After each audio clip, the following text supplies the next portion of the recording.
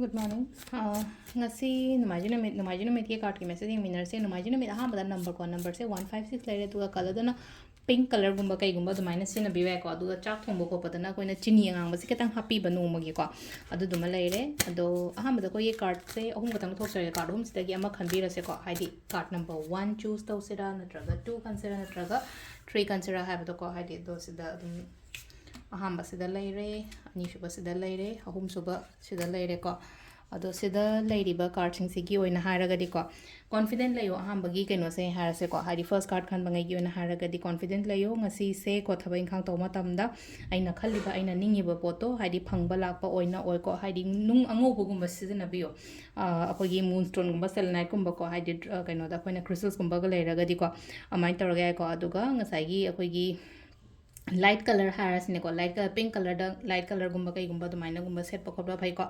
adu na hadi posing se amna balance or chat kani pesang sha gi ro thabai khang gi ro yam phana lai ko hamagi number 1 khan banga gi oina haraga di ko number 2 sina sile ko day khoi gi day of charity en lai ko day of charity se kamaina no ha kan se da khoi gi mingo da seba se bi taw sini da hadi mi gi damak ta mating gumba taw bi ba khopi ba dumai taraga lai ko se da mating gumba taw hadi darkar leiba mi da hadi tasing na hadi ma se aina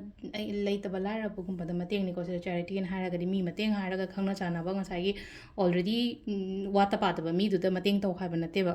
aduga sita leina ko hadi aina setting ba color ma heta shelo ko rose quartz ko masino hadi keno so no majin shu oi pink color ko shelo ko la ha ko aduga crystal dana koina rose quartz ko kai gumba da maina keno to bi ba ko aduga siler ko ahum suba ko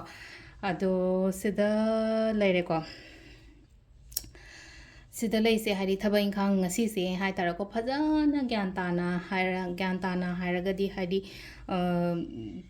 kainoma taw matamda section khojin na taw hai ko sida hari akoina hana aina sum hari aina kainom taw matamda exam soigal lena khale ai gi soi gi ba parto hari soidana ba gumba taw biba ngasi gi numit se ko ado moonstone gumba kai gumba selenite gumba da minus sina bi ba ko crystal zagai da hai crystal angobu gumba kai gumba aduga thabak salam dai da ima oiro iche oiro hari ahan oiba nupi yum gi ahan nupi harasne ko moidagi blessings gumba lauraga chaklo ko lo haina hai ko sisina koi gi card ki message lere ko timing so pe ing minute timing sine ki pung taru ka minute futare tena pung trama thoi ga minute kuma thoi phang lere ko degi mo pung 12 ga minyan khai ni thoi den ani ga minute kun mari phang lere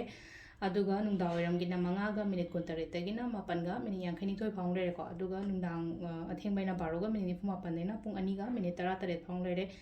aduga nungalam dai gina ahum ga minute futaro tena manga ga minute 13 phang lere ko sisina koi gi ngasi ko ina Afaba timing ko